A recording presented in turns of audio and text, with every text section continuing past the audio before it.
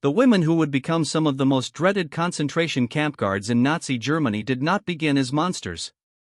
Many were ordinary young women drawn into the system through indoctrination, manipulation, and a fervent loyalty to the Nazi regime. They came from everyday professions, including cooks, hairdressers, and waitresses, yet were transformed into brutal enforcers of Nazi terror. This transformation was deliberate, a carefully orchestrated process that began long before these women entered the camps. It started with their recruitment and ideological training, particularly through Nazi youth organizations, which played a crucial role in shaping them into agents of horror. As the Nazi regime expanded, so too did the demand for personnel to oversee the growing number of concentration camps. Initially, camp guards were mostly men, but by the early 1940s, the SS actively began recruiting women to serve as guards, especially in camps holding female prisoners. Most of these women were not required to have prior professional experience or qualifications. The only criterion was loyalty to Nazi ideology. Consequently, many women with no background in law enforcement or military service found themselves in SS uniforms, wielding authority over thousands of prisoners. For some, it was an opportunity. Many of these women came from impoverished backgrounds and were attracted to the camps because of the job security and steady pay offered by the SS. The Nazi regime framed this work as patriotic, and the SS often portrayed it as a respectable and essential duty to the fatherland. There was also a sense of adventure, especially for young women who had limited career prospects in the devastated post-World War I Germany. Women who joined the SS were promised financial stability and a sense of belonging to something larger than themselves. For many, this appeal outweighed any moral hesitation. They believed they were serving their country and contributing to a glorious future for the Aryan race. Many of these women had been indoctrinated long before stepping foot in a concentration camp, thanks to Nazi youth organizations such as the League of German Girls, Bund Deutscher Mädel, BDM, the female branch of the Hitler Youth, designed to cultivate the next generation of loyal Nazis. Girls as young as 10 were enrolled in the BDM, where they were taught both domestic skills like cooking and childcare, as well as the significance of racial purity and devotion to Hitler. The BDM's mission was clear: to mold young women into ideal Aryan wives and mothers and to prepare them to serve the Nazi state in any role required. They were immersed in Nazi propaganda, which emphasized their responsibility to preserve the purity of the German race and support the men fighting on the front lines. The girls were instructed that it was their duty to defend the fatherland from threats such as communists, Jewish people, and other so-called enemies of the Reich. For many, the League of German Girls was more than a youth organization, it was their entire social universe. Isolated from outside influences, they were raised in an environment where Nazi ideology was regarded as absolute truth. By adulthood, many of these women were fully convinced of the righteousness of the Nazi cause. When offered work in the concentration camps, they often did not view it as cruelty but as a patriotic service. Once recruited, women were sent to training centers like Ravensbrück, the largest all-female concentration camp, which also functioned as a training facility for female guards. The instruction aimed to turn them into ruthless enforcers of Nazi policy. They learned to maintain order in the camps, frequently through violence and intimidation, and were drilled in the same brutal techniques as their male counterparts. They were encouraged to regard prisoners as less than human.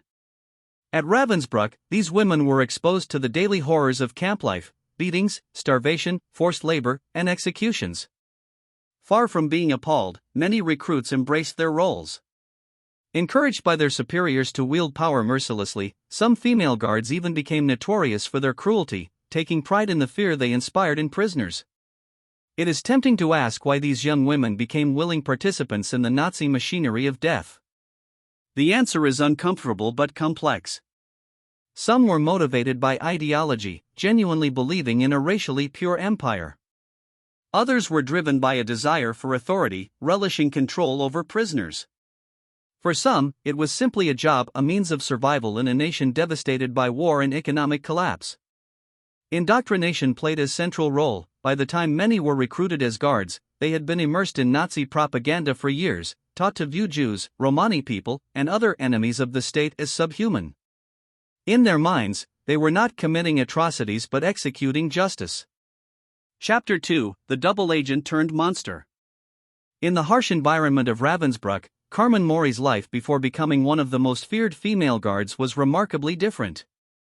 Born in Switzerland, Mory began her career as a journalist, well-educated and relatively privileged, working for reputable publications like what is now known as The Guardian.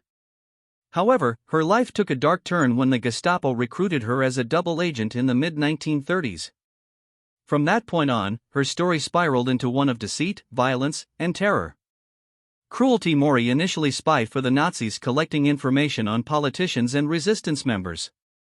Across Europe, however, her loyalty was always in question, and soon enough she found herself caught between the Nazis and her own dangerous game of espionage after being arrested by the French in 1940 and facing a death sentence. Mory's fate was sealed when the Germans invaded France. The Gusto no longer fully trusting her after her brief imprisonment, decided to send her away straight into the horrific world of the concentration camps. In 1941, Carmen Mory was sent to Ravensbrück, a concentration camp primarily for women, but she did not enter the camp as a prisoner to be punished. Instead, she became a capo, a prisoner in a position of power who helped the SS control the camp's population. The Nazis often placed prisoners in these roles to cut costs and to make sure that prisoners would police themselves. In her new role, Mory showed her true colors. She was ruthless, violent, and sadistic, and quickly gained a reputation for being one of the most feared capos in the entire camp. At Ravensbrück, Mory worked in the infirmary,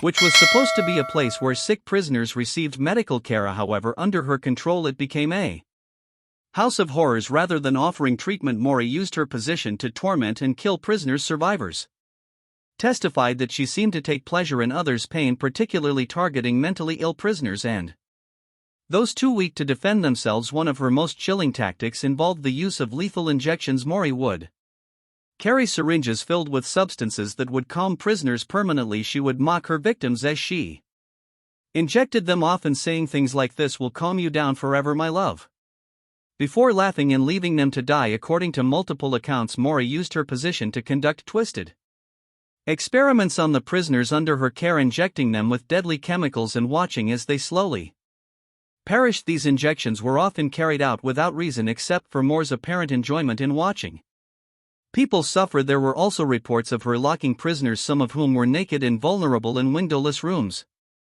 without food or water, left to starve and panic in complete darkness. These prisoners often died slow, agonizing deaths. Witnesses claimed that the conditions in these rooms were so horrific that when the doors were finally opened, the bodies were often found mutilated, with prisoners having bitten off their own fingers or tried to gouge their eyes out in desperation. Mory's reign of terror was particularly brutal in the infirmary. It was here that she reportedly tortured prisoners who were already sick and weak, pushing them beyond the brink of despair. Prisoners who were unable to stand or move quickly enough were subjected to brutal beatings, often with a belt or rubber hose. She took perverse pleasure in forcing these sick women to strip naked and stand for hours in freezing temperatures, watching as hypothermia set in. The prisoners who were admitted to the infirmary often spoke of how they dreaded seeing Mory. Rather than being treated for their illnesses, they were tortured even further. She is said to have taken special delight in tormenting the mentally ill, referring to them as donkeys and useless bodies before subjecting them to her cruelest of a lethal injection that ended the woman's life. Witnesses from Ravensbrück have recounted how Mory would walk through the infirmary as if she owned it, taking note of the weakest and most vulnerable prisoners before deciding their fate. She wielded absolute power, acting with complete impunity. Knowing that no one would question her actions, prisoners were terrified of her, and with good reason. Any slight disobedience, no matter how small, could result in a beating or even death at her hands. After the war, the atrocities of Ravensbrück were brought to light, and Carmen Mory was captured. Her trial, like those of many other concentration camp guards, was highly publicized. She was charged with war crimes, including the torture and murder of countless prisoners during her time at the camp. The courtroom was horrified as witnesses recounted her brutal acts of cruelty, particularly her use of lethal injections. But much like her time as a double agent, Mory once again found a way to escape her fate. As the day of her execution drew closer, she chose to end her own life rather than face justice. On April 9, 1947, just a month before she was due to be hanged, Carmen Mory committed suicide in her cell. She had escaped the hangman's noose, but not the legacy of horror she left behind. Chapter 3: Brutality Without Boundaries. Herta's reign of terror. In the final days of Bergen-Belsen, Herta, like many of the female guards in Nazi Concentration camps did not start her career in the SS. Originally trained as a nurse, she later found herself drawn into the Nazi regime's dark system of violence and cruelty. By the end of the war, Bothe had gained a fearsome reputation for her brutal treatment of prisoners, particularly at Bergen-Belsen, one of the most horrific camps liberated by the Allies. Bothe's transition from nurse to concentration camp guard began when she joined the SS. As the war raged on, while many women were conscripted into service, Bothe, like many of her peers, seemed to embrace the authority and control that came with her position. She quickly climbed the ranks, becoming an overseer at several camps, including Aitz and Stoff, before ending up at Bergen-Belsen, where her cruelty would be fully unleashed. One of the things that set her apart from other female guards was her readiness to use violence to assert her power over prisoners. She was known for being physically imposing, standing over 6 feet tall, which made her an intimidating figure in the camps. Bothe frequently carried a heavy wooden stick or whip, which she did not hesitate to use on prisoners for even the smallest infractions. Survivors from the camps where Bothe worked recalled her violent temper and her eagerness to lash out at prisoners. At Stoff, where she served before being transferred to Bergen-Belsen, she was popular for beating prisoners with her bare hands, often to the point of unconsciousness. The slightest perceived disobedience could provoke her violence, and she would strike prisoners with such force that they often suffered broken bones and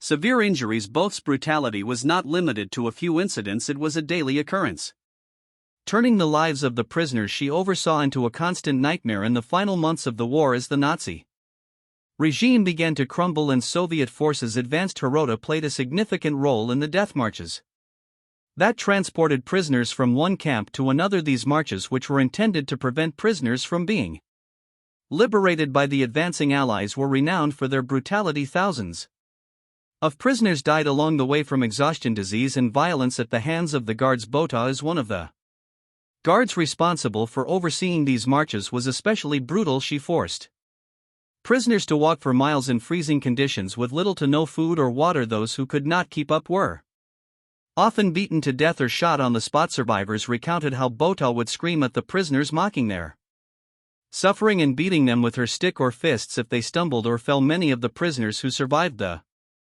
death marches later testified that it was Bothe's cruelty that made these forced relocations even more deadly. When Herta arrived at Bergen-Belsen in early 1945, she entered a camp that was already on the edge of total collapse. The conditions there were horrifying. Thousands of prisoners were crammed into overcrowded barracks. Disease was rampant and dead bodies lay piled up in the camp's open areas, often left to rot because there was no one left to bury them. Typhus, dysentery, and starvation claimed hundreds of lives every day, and the SS guards did little to help. In fact, they contributed to the suffering at Bergen-Belsen. Bothe's reign of terror continued. She was in charge of a work detail forcing prisoners to labor under the most brutal conditions, despite the fact that many of them were already on the verge of death from malnutrition and disease. Bothe did not care. She beat prisoners who were too weak to work, often driving them to the point of collapse. She took pleasure in inflicting as much pain as possible, routinely kicking and striking prisoners who could not keep up with the demands of their forced labor. As the situation in the camp worsened and the SS began to lose control, Bothe did not relent. In fact, she seemed to revel in the chaos, using it as an excuse to escalate her violent behavior. By the time British forces liberated Bergen-Belsen in April 1945, the camp had become a hell on earth. The soldiers who entered the camp were horrified by what they found: piles of emaciated corpses, barely living prisoners who looked like walking skeletons, and a stench of death that spread to every corner of the camp. The British forces quickly rounded up the SS guards, including Bothe, who did not even try to escape along with the other guards. She was forced to participate in the cleanup of the camp, burying the bodies of those who had died under her watch. Bothe later complained about the indignity of having to handle the rotting corpses, expressing no sympathy for the prisoners who had suffered so horribly after the liberation of Bergen-Belsen. Herta, along with several other guards, was arrested and put on trial for war crimes. The British military tribunal at the Belsen trials was particularly interested in Bothe's role in the atrocities at Bergen-Belsen and during the death marches. During the trial, survivors gave terrifying testimony about her brutality, describing how she beat prisoners to death, forced them to work to the point of collapse, and took pleasure in their suffering. However, Bothe showed little remorse for her actions during the trial. When asked about her role in the beatings, she simply stated that the prisoners were not following orders and that they deserved punishment. Her cold demeanor and refusal to accept responsibility for the horrific conditions at Bergen-Belsen only added to the disgust that surrounded her case. B was ultimately sentenced to 10 years in prison for her crimes. However, unlike some of the other female guards who were sentenced to death for their actions, Bothe's sentence was relatively lenient. This leniency was likely due to the fact that while she was undeniably brutal, there was not enough direct evidence linking her to the mass murders that took place in the gas chambers at other camps like Auschwitz. Despite her role in the suffering and deaths of countless prisoners, Bothe served only a portion of her sentence in 1951. After just 6 years in prison, she was released early. She lived out the rest of her life in relative obscurity, largely avoiding public scrutiny for her crimes. In later interviews, Bothe remained unapologetic for her actions during the war. She referred to herself as a victim of circumstance, claiming that she had no choice but to follow orders. Even in her old age, she refused to acknowledge the pain and suffering she had inflicted on so many innocent people. Chapter 4: The Mistress of Death. Maria Mandl's orchestration of mass murder at Auschwitz. Maria Mandl's name is associated with some of the most horrific atrocities committed during the Holocaust. Born in Austria in 1912, Mandl did not initially stand out as someone destined for a life of violence and cruelty, yet by the end of the Second World War she had become one of the most senior female guards at Auschwitz, earning herself the nickname the Mistress of Death. Her position in the camp and her direct involvement in the selection process meant that she was personally responsible for the deaths of over 500,000 people, most of whom were sent to the gas chambers under her orders. Mandl's rise through the ranks of the Nazi concentration camp system was swift. She joined the SS in 1938.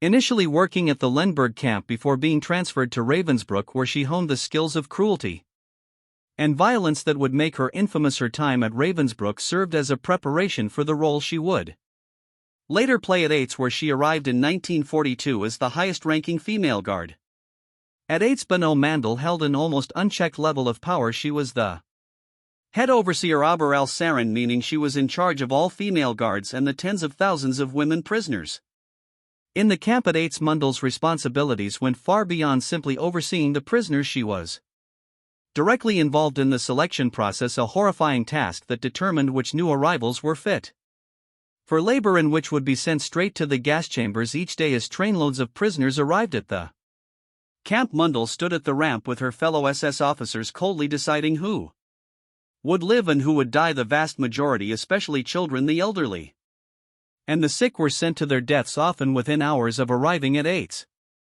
These selections were done without emotion, with Mandl treating the process as a routine part of her job. According to survivor accounts from Auschwitz, she was known for her stern demeanor and her absolute lack of compassion. Prisoners recalled how she would separate families, tearing children from their mothers' arms and sending them to the gas chambers with a simple wave of her hand. Mandl seemed to take pride in the authority she wielded, taking pleasure in the fear she caused. Her icy detachment from the suffering around her made her one of the most feared figures in the camp. But Mandl's cruelty extended far beyond the selection process. She was popular for her brute treatment of prisoners within the camp. She regularly participated in the beatings and torture of those who were too weak or sick to work. Witnesses described how she would personally whip women to death or kick them until they stopped moving. She was especially known for targeting women who were ill, viewing them as useless and expendable. Survivors spoke of her walking through the barracks and picking out those she deemed unfit, sending them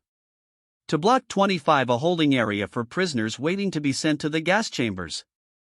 Mandl's sadism was also psychological. She used every opportunity to break the spirits of the prisoners under her control. One of the most horrific examples of this was her role in organizing the camp's orchestra. The orchestra was made up of female prisoners who were forced to play music as new arrivals were marched to the gas chambers. Mandl was a key figure in the establishment and supervision of this group, and survivors remembered her standing by smiling as the women played cheerful tunes while thousands of people were led to their deaths. This bizarre mockery of humanity added another further torment to the prisoners' already unbearable suffering. Mandl's reign of terror at Auschwitz lasted until the camp's liberation in 1945. By that point, she had become one of the most powerful and feared figures Within the entire Nazi concentration camp system when Ates was evacuated ahead of the advancing Soviet forces.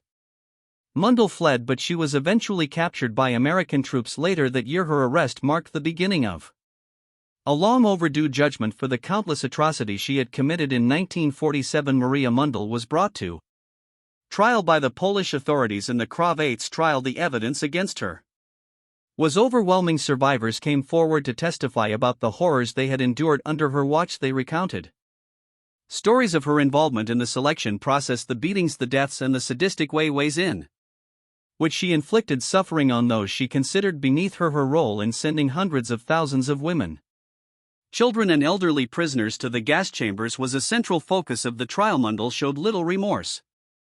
During the proceedings, she maintained a cold, detached attitude, much like the one she had exhibited during her time at Ates. Her defense, like many other Nazi war criminals, was that she was simply following orders, but the sheer scale of her crimes made it clear that she had gone far, far beyond what was required of her by the Nazi regime. Mandl had embraced her role with enthusiasm, taking pleasure in the pain and death she inflicted. The trial concluded with a guilty verdict, and Mandl was sentenced to death for crimes against humanity. On January 24, 1948, she was executed by hanging. Her death brought a small measure of justice to the survivors of Ates, but it could never undo the horrors she had helped create. To the end, Mandl remained a figure of cold, calculated evil, a woman who had fully embraced the brutality of the Nazi regime and used her position to carry out the mass murder of innocent people. Chapter 5: The Whip of Fear. Anneliese Kohlmann's merciless rule in Neuengamme and Bergen-Belsen. Anneliese Kohlmann did not start her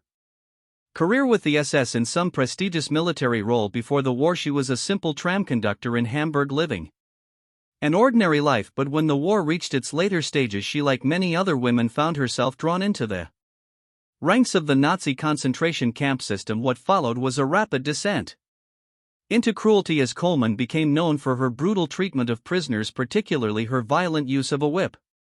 At both Neuengamme and Bergen-Belsen, she earned a reputation for being one of the most ruthless female guards, unleashing terror on countless helpless prisoners. Kohlmann's path to power in the concentration camps began when she joined the SS Women's Auxiliary. She was quickly placed in charge of overseeing female prisoners, but it did not take long for her sadistic tendencies to surface at G, one of the camps where she worked before being transferred to Bergen-Belsen. Kohlmann developed a terrifying method of control. She always carried a whip. This was her tool of choice for inflicting pain on the prisoners. The whip became a symbol of her power, and she used it frequently and with frightening force. Survivors from Noma recalled how Kohlmann would whip prisoners indiscriminately, often for no reason other than to remind them of her dominance. Even the smallest disobedience or mistake could result in a brutal lashing. What made her even more feared was her tendency to target the most vulnerable prisoners, including pregnant women. Kohlmann showed no mercy toward these women despite their obvious physical vulnerability. Survivors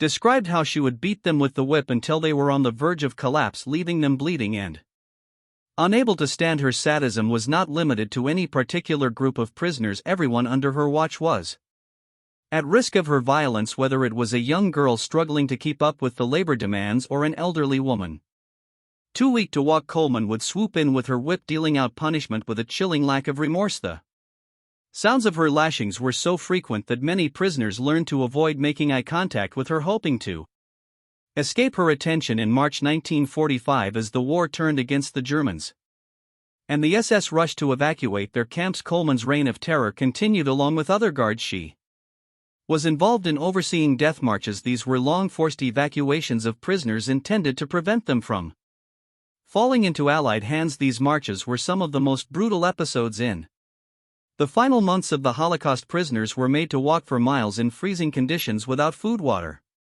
or adequate clothing. Many of them died along the way from exhaustion, starvation, or exposure. Kohlmann's role in the death marches was particularly ruthless. As the prisoners trudged through the snow and mud, she rode alongside them, whip in hand, ready to strike at anyone who could not keep up. She did not hesitate to use her whip on the weakest and most vulnerable, knowing full well that many of them would not survive. Prisoners later recalled that her presence during the marches was a constant source of fear, as they never knew when they might become her next target. After the death marches, Kohlmann Ended up at Bergen-Belsen, one of the most popular concentration camps of the war. By the time she arrived, the camp was already in a state of unimaginable horror. Thousands of prisoners were dying every day from disease, starvation, and unspeakable living conditions. The camp was so overcrowded that the dead lay in heaps unburied while the living fought to survive between death and despair. At Bergen-Belsen, Kohlmann continued to use her whip to maintain control over the prisoners despite the desperate conditions. Even as the camp spiraled into chaos, she remained as violent as ever. Prisoners described how she would walk through the barracks, lashing out at anyone who was too weak to move quickly or too sick to follow her orders. Her use of the whip was beyond just maintaining discipline, it was a way for her to assert her dominance and instill fear. Even in a camp where death was everywhere, Kohlmann's presence was a constant reminder that brutality was still a daily threat. When British forces liberated Bergen-Belsen in April 1945, Kohlmann, like many of the other SS guards, was captured. The liberators were horrified by what they found at the camp. Thousands of unburied bodies, prisoners on the verge of death from disease and starvation, and a complete breakdown of any kind of order. The British wasted no time in arresting the guards responsible for the atrocities, and Kohlmann was quickly taken into custody despite the overwhelming evidence of her crimes. Kohlmann's post-war fate was shockingly lenient. She was put on trial during the Belsen trials, where survivors gave testimony about her use of the whip and her involvement in the death marches. Witnesses described the brutality with which she beat prisoners and how she had no reservations about using violence against those who were already suffering from the camp's horrific conditions. One survivor called how Kohlmann had whipped a pregnant woman so severely that she lost consciousness, her body left crumpled and bleeding on the ground. Another witness described the terror of the death march, where Kohlmann's whip was ever present, ensuring that no one fell behind without paying a terrible price. Despite these testimonies, Kohlmann was sentenced to only 2 years in prison. This leniency was partly due to the fact that, unlike some of the more senior guards, she had not been directly involved in the mass exterminations at camps like Auschwitz. The chaos of Bergen-Belsen in its final days also made it difficult to gather concrete evidence linking her to specific murders. The court seemed to view her as a lower ranking figure in the SS hierarchy, even though the survivors of her cruelty would likely disagree with that assessment. Kohlmann served her time and was released shortly after her trial. She never publicly expressed any remorse for her actions, and there is little record of what became of her after her release. Anna Kohlmann may not have been the most senior of the female SS guards, but her legacy of violence and cruelty is undeniable. Chapter 6: The Beautiful Beast. Irma Grese's deadly reign of jealousy and cruelty at Auschwitz. Irma Grese, often referred to as the Beautiful Beast, was a young woman who rose to one of the most feared positions in the Nazi concentration camp system at an age when most people are just beginning to figure out their future. Grese's rise to fame was made possible by her extreme cruelty and the sadistic pleasure she seemed to take in the suffering of others. By the time she was just 22 years old, she had become one of the most infamous female guards at Auschwitz, with a reputation so fearsome that it outlived her short life. Her brutal reign at Auschwitz was fueled by jealousy, violence, and a thirst for power. Born in 1923, Grese came from a simple background. Like many young Germans at the time, she was indoctrinated from an early age in Nazi ideology. She joined the League of German Girls, the female wing of the Hitler Youth, where she was taught to believe in the racial superiority of the Aryan race and the necessity of eliminating those deemed unworthy. By her late teens, Grese had fully embraced these beliefs and wanted to play an active role in the Nazi regime. At just 19, she volunteered for service in the SS, where her life took a dark and irreversible turn. In 1942, Grese was assigned to Auschwitz, the largest and deadliest of all Nazi extermination camps. There she quickly rose through the ranks to become a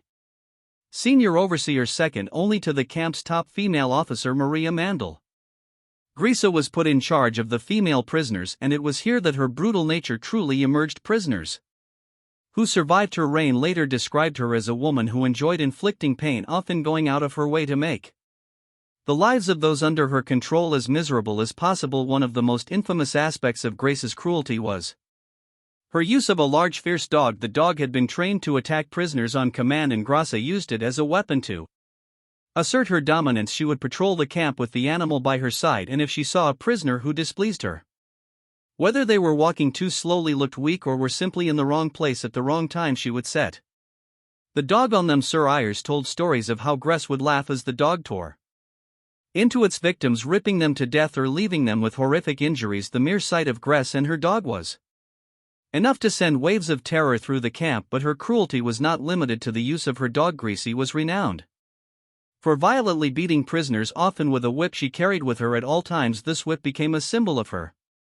authority and her sadism, and she did not hesitate to use it. She would whip prisoners for the slightest infraction, sometimes for no reason at all. Survivors recounted how she would whip women so brutally that they would be left unconscious, their bodies covered in deep cuts and open wounds. In some cases, these beatings were fatal, with prisoners dying from the sheer brutality of the punishment. Grese's sadistic behavior also extended to her involvement in the selection process at Auschwitz. This was the process by which new arrivals at the camp were sorted. Those considered fit for labor were allowed to live, while the rest were sent to the gas chambers. Grese participated in these selections with an almost mechanical indifference, deciding the fates of hundreds of prisoners each day. But what made her actions even more disturbing was the personal cruelty she injected into these already horrific procedures. She would often single out prisoners she deemed more attractive than herself, sending them to the gas chambers out of pure jealousy. Grse's insecurities seemed to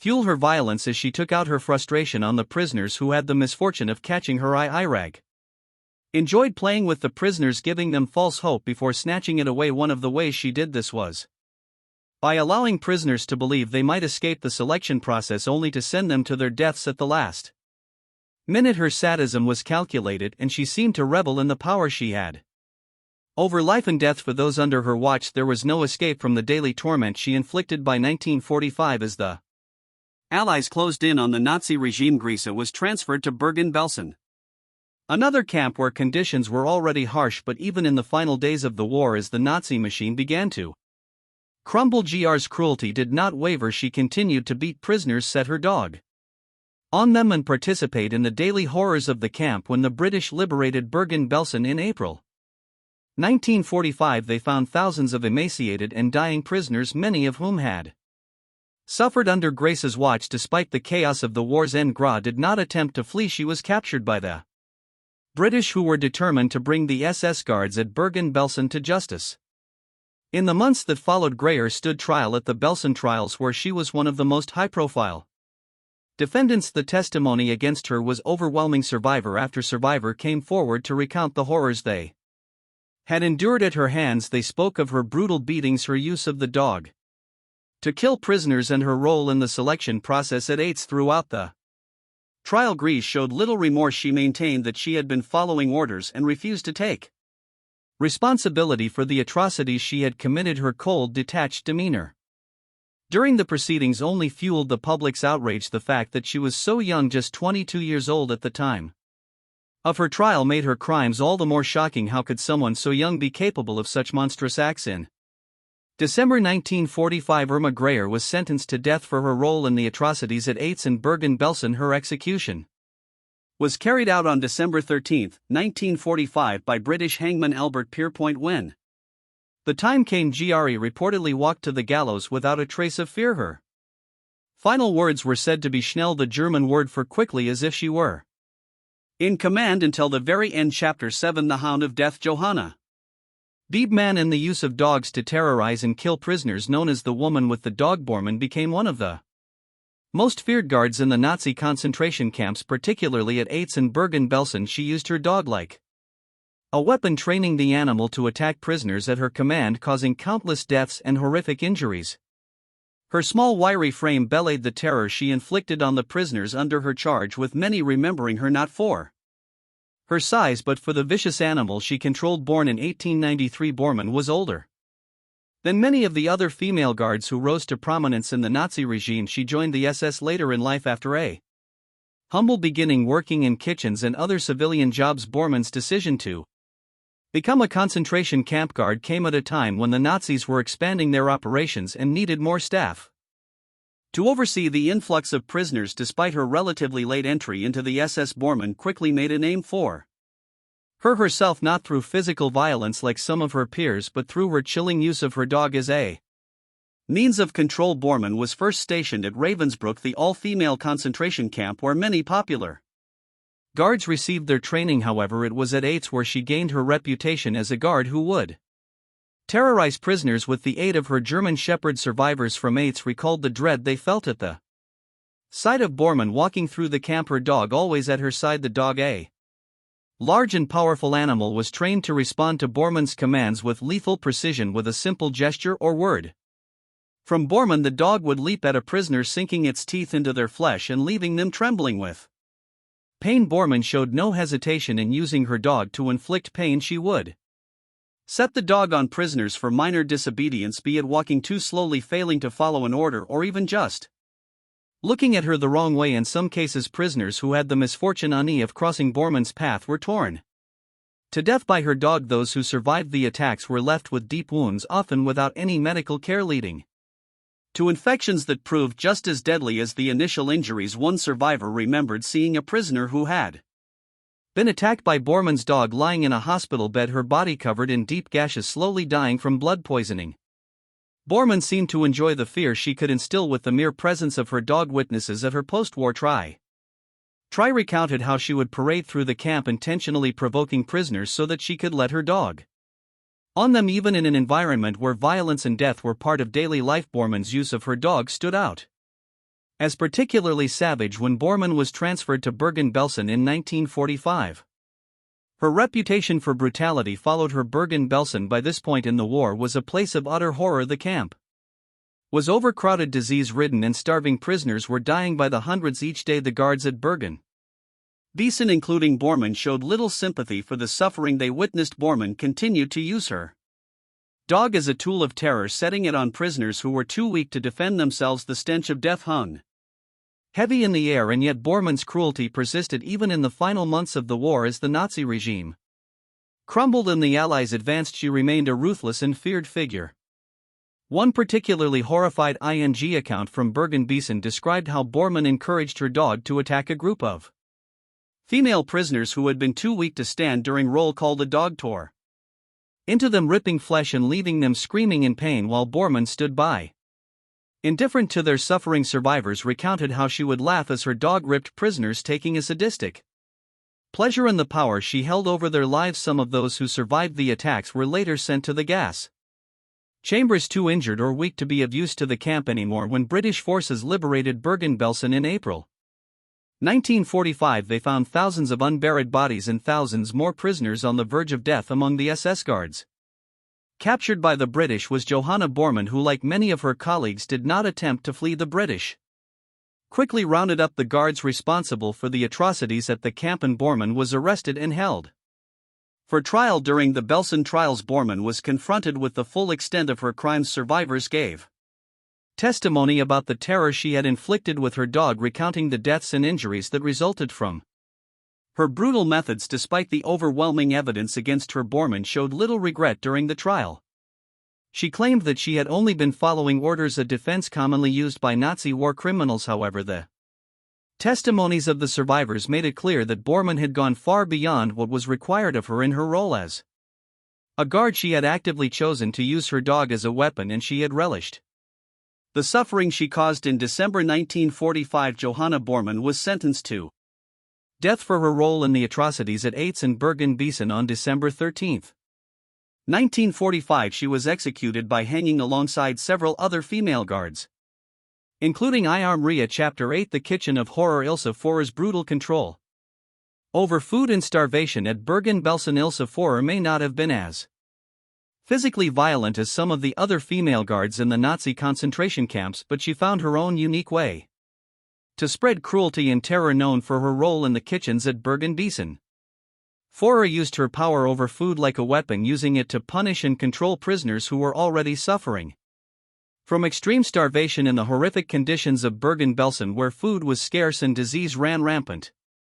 Forster's control over the camp's kitchens gave her a huge power over the lives of the prisoners. She did not hesitate to use this power to inflict further suffering on those who were already on the brink of death. Elsa Forster began her work in the concentration camps later in the war as the Nazi regime rushed to fill gaps in their staff. She had no formal training in the SS or a background in any sort of military or police work. Instead, she was pulled into the camp system to manage a kitchen, where she quickly became infamous for her cruelty at Bergen-Belsen.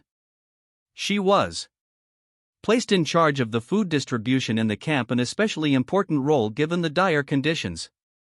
Food was already in short supply, with thousands of prisoners starving to death in this environment. Fair saw an opportunity to exercise her authority in the most brutal and sadistic way possible. Forster's role in the kitchens meant that she had direct control over the rations given to prisoners. Apart from the food being insufficient, it was also often rotten or contaminated, adding to the misery of those forced to consume it. But Forster went further than simply overseeing the distribution of bad food. She actively withheld nourishment from prisoners, enjoying the power she held over their lives. Survivors recalled how she would stand by as prisoners begged for extra scraps, watching as they fought over the few rotten potatoes or crusts of bread they were given. She seemed to take pleasure in watching their desperation, her cruelty on full display.